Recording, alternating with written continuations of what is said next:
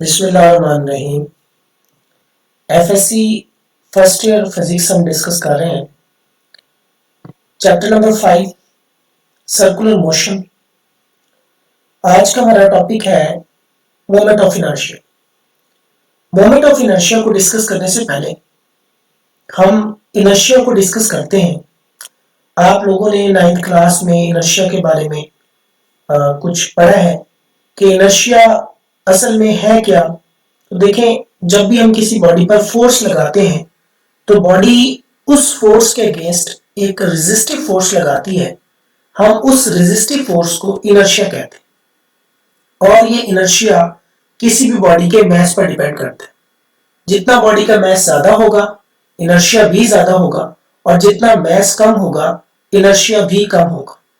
यूं देख लें कि अगर किसी बॉडी का मास ज्यादा है तो उस बॉडी को मूव करवाना और उस बॉडी को रोकना मुश्किल होता है, जबकि जिस बॉडी का मास कम होता है उस बॉडी को मूव करवाना और उस बॉडी को रोकना आसान होता है।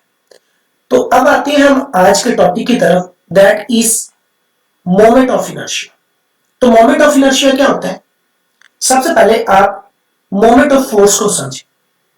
देखिए, चैप्टर नंबर 5 में हम डिस्कस कर रहे हैं असल में सर्कुलर मोशन चैप्टर का नाम, लेकिन सर्कुलर मोशन के साथ साथ हमने एंगुलर मोशन को भी डिस्कस कर और हमने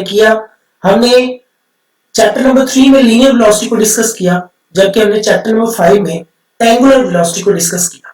हमने तमाम लीनियर कंपोनेंट्स को एंगुलर कंपोनेंट्स में कन्वर्ट किए, जैसे कि हमारे पास डिस्प्लेसमेंट था, लीनियर से हम एंगुलर की तरफ आए। हमारे पास एक्सेलरेशन था, लीनियर से हम एंगुलर की तरफ आए। तो अब देखिए मोमेंट ऑफ इनर्शिया क्या होता है। सबसे पहले मोमेंट ऑफ इनर्शिया पढ़ने से पहले देखिए बेटा, ये टॉपिक हम पढ़ेंगे, पढ़ने के बाद हम इन एमसीक्यूज को आप देखेंगे और आप इंशाल्लाह इस काबिल हो जाएंगे कि आप इन एमसीक्यूज का आंसर दे सकें। आंसर आपको मैं बता दूंगा, लेकिन पढ़ने के बाद आपने इस पूरे टॉपिक के बाद आप खुद से देखिएगा कि वाकई ही वो आंसर जो हमने बताया वो ठीक है। और ये असल में एमसीक्यूज पहले पूछने का मकसद ये होता है कि आपको पता चल जाए कि हम किस लेवल तक जाके हम स्टडी करने जा रहे हैं। तो एमसीक्यूज है हमारे पास, mass ration of two bodies is 1:2। Diameter ratio जो है ये मास रेशियो है, रेशन नहीं रेशियो। डायमीटर रेशियो है 2:1 है। Then moment of inertia ratio क्या होगी? तो इसके लिए ऑप्शन है, पहला ऑप्शन हमारे पास 1:4 है, दूसरा 4:1 है, तीसरा यानी सी ऑप्शन हमारे पास 2:1 है और डी ऑप्शन हमारे पास 1:2 है। आप देखें आंसर क्या बनेगा। तो इसका आंसर है सी ऑप्शन 2:1। जी किस तरह आते हैं ये आप इस टॉपिक को पढ़ने के बाद इंशाल्लाह इस काबिल हो जाएंगे। नेक्स्ट हमारे पास नेक्स्ट एमसीक्यूज है, moment of inertia does not depend upon. Moment of inertia किस चीज पर डिपेंड नहीं करता? ऑप्शंस देखें, ए ऑप्शन है distribution of mass, B option position of axis of rotation, C option है यानी ए और बी दोनों ऑप्शन, और डी ऑप्शन हमारे पास है एंगुलर स्पीड पर। तो हमारे पास ऑप्शन राइट है, दैट इज एंगुलर स्पीड पर ये डिपेंड नहीं करता। देखिए बेटा, ये भी हम देखेंगे जब हम मोमेंट ऑफ इनर्शिया के लिए हम इक्वेशन को डिराइव करेंगे तो हम देखेंगे कि एंगुलर स्पीड पर मोमेंट ऑफ इनर्शिया डिपेंड नहीं करता। अब आए हमारे टॉपिक की तरफ, what is moment of inertia. तो सबसे पहले हम डेफिनेशन देखते हैं। The measures of hindrance offered by a rigid body against angular motion when a torque act on a body।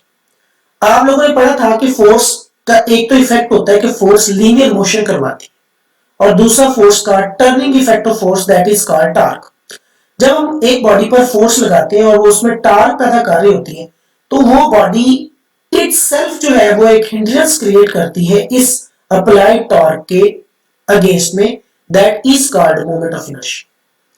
तो यही बात उसने लिखी हुई है, द मेजर ऑफ हिंड्रेंस के रुकावट की जो हम पैमाइश करते हैं, कितनी रुकावट है, कितनी रेजिस्टिव फोर्स है offered by rigid body against angular motion.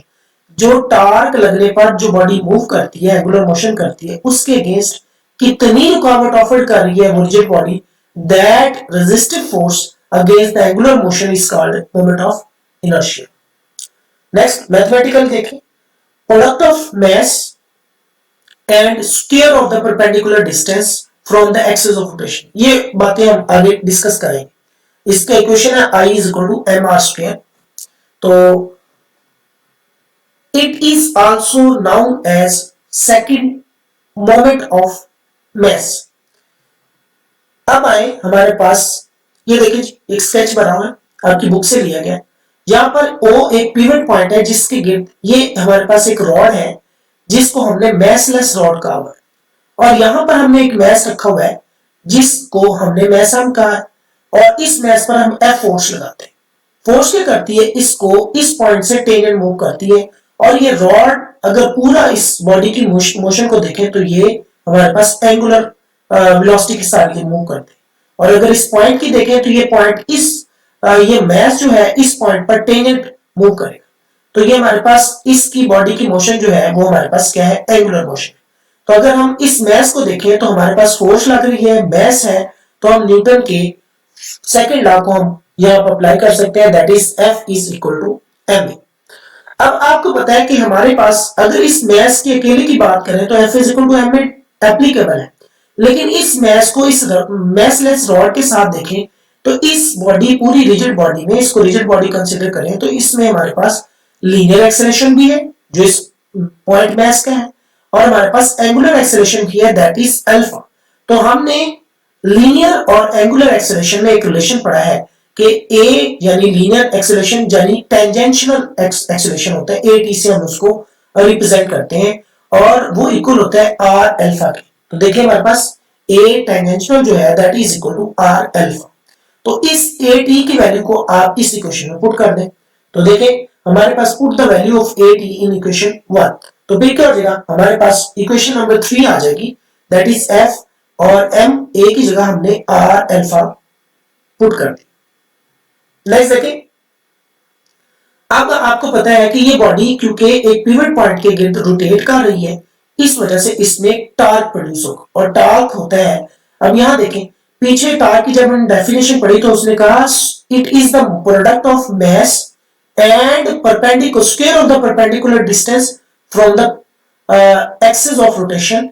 तो ये हमारे पास जो परपेंडिकुलर डिस्टेंस है यहां लग रहा है, इस पॉइंट को जहां पर फोर्स लग रही है इसको कहते हैं line of action of force, और जहां से ये रोटेट कर रही होती है इसको कहते हैं एक्सिस ऑफ रोटेशन। तो आप देखें एक्सिस ऑफ रोटेशन और line of action of force के दरमियान ये एक परपेंडिकुलर डिस्टेंस जिसको ये ब्लू से जाहिर कर रहा है, तो ये हमारे पास असल में इसको मोमेंट आर्म कहते हैं, जिसको आर से रिप्रेजेंट करते हैं। तो हम क्या करें, अगर इस फोर्स को इस आर से मल्टीप्लाई कर दें तो ये हमारे पास मोमेंट ऑफ फोर्स या टार्क प्रोड्यूस हो जाए। तो इस आर को हमने इस इक्वेशन के बोथ साइड से मल्टीप्लाई कर दिया, देखते क्या बनता है हमारे पास आर एफ यानी यहां पर, और ये एम आर से मल्टीप्लाई हुआ तो आर स्क्वायर अल्फा हो गया। अब हमने पीछे डेफिनेशन में पढ़ा है कि एम आर स्क्वायर है, that is basically equal to moment of inertia.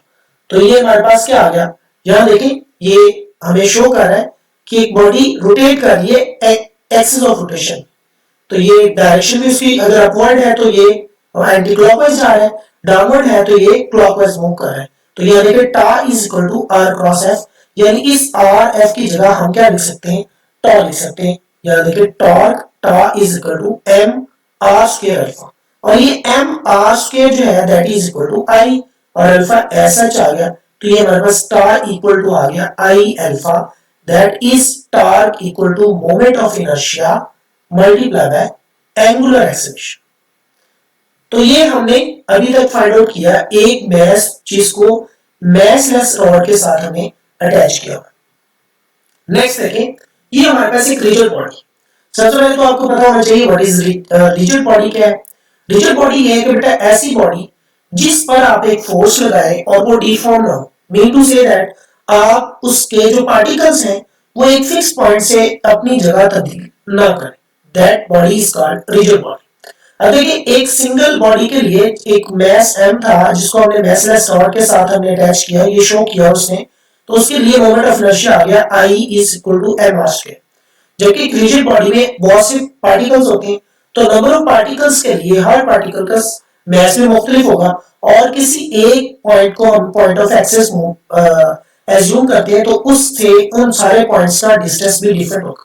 तो हम फिर हर मैस के लिए अलग अलग क्या करेंगे, moment of inertia find out करेंगे, क्योंकि वो क्या होता है I is equal to M R square. तो I इज इक्वल टू, यहां देखिए हमने सिग्मा लगा दिया सिग्मा मिशन के लिए एम आई आर आई का स्क्वायर, यहाँ I approach to 1 to n होना चाहिए था, लेकिन उसने क्योंकि बॉडी सिर्फ 5 पार्टिकल्स को सेलेक्ट किया, इस वजह से उसने इसको आगे लिख दिया कि m1 r1 का स्क्वायर प्लस m2 r2 का स्क्वायर प्लस m3 r3 का स्क्वायर प्लस m4 r4 का स्क्वायर एंड सो ऑन। इस तरह आप जितने भी पार्टिकल्स हैं उनके लिए आप क्या कर सकते हैं, moment of inertia find out कर सकते हैं। अगर आपने लास्ट इक्वेशन को देखना है, इस इक्वेशन में आप क्या करेंगे, टार्क अगर आपने फाइंड आउट करना है तो आप यहाँ पर अल्फा जो है वो कांस्टेंट रखेंगे क्योंकि चेंज ही होता, और जबकि टार्क चेंज हो रहा है तो आप टोटल टार्क की जगह क्या कर लिख देंगे, आई लिख देंगे। तो हमारे पास ओवरऑल इक्वेशन रिजिड बॉडी के लिए भी हमारे पास tau is equal to I alpha ही बनेगी। तो ये आपकी बुक से हमारे पास लिया गया है। ये देखें, यह एक सिलेंडर है और एक हमारे पास रूलर है, two cylinders of equal masses, the one with a larger diameter and has a greater rotational inertia. तो ये मुख्तलिफ बॉडीज के लिए उसने क्या किया, मोमेंट ऑफ इनर्शिया को हमें डिस्कस करके बताया हुआ है कि जिसका डायमीटर ज्यादा है उसका इनर्शिया भी ज्यादा है। अब यहाँ देखें, क्योंकि डायमीटर जो है असल में इनर्शिया के लिए आपको चाहिए m और r स्क्वायर, मैसेज दोनों के इक्वल है, इसका भी और इसका भी, लेकिन फर्क इसमें आ रहा है जिसके डायमीटर में, डायमीटर का हाफ होता है रेडियस, जितना ज्यादा डायमीटर होगा उतना रेडियस भी ज्यादा होगा। देखिए इसका रेडियस कम है और इसका रेडियस ज्यादा है, जिसका रेडियस ज्यादा होगा उसका मोमेंट ऑफ इनर्शिया भी ज्यादा होगा, क्योंकि इनर्शिया डिपेंड करता है मास पर और स्क्वायर ऑफ द रेडियस पर। यूनिट्स की बात कर लें तो हमारे पास यूनिट इक्वेशन में देखें तो हमारे पास I is equal to M R square है, तो m के लिए kg और r स्क्वायर के लिए मीटर स्क्वायर आ गया। kg की डायमेंशन m होती है जबकि लेंथ की डायमेंशन l होती है, तो ये l का स्क्वायर, तो ml square is the dimension of moment of inertia. अब ये मोमेंट ऑफ इनर्शिया डिपेंड किस पर करता है, तो डिपेंडेंस इसकी चेक कर लें। सबसे पहले मास ऑफ द बॉडी पर डिपेंड करता है कि एक बॉडी का मास जितना ज्यादा होगा उतना इनर्शिया भी ज्यादा होगा। सेकंड है distribution of mass about the axis of rotation, यानी जिस एक्सिस के लिए वो रोटेट कर रहा है उसमें आपने डिस्ट्रीब्यूशन भी चेक करनी। Next, moment of inertia and mass में रिलेशन क्या है, तो moment of inertia plays same role in angular motion as the mass in linear motion. आप लोगों को पता है कि हमने पढ़ा था F is equal to ma, वहां पर m जो है दैट इज मास, तो उसने यही कहा है moment of inertia plays the same role. हमारे पास आया F is equal to ma और हमारे पास अभी क्वेश्चन आई है tau is equal to I alpha, तो अल्फा तो a से रिप्लेस हो गया, लेकिन m जो है वो किससे रिप्लेस हो गया, मोमेंट ऑफ इनर्शिया से।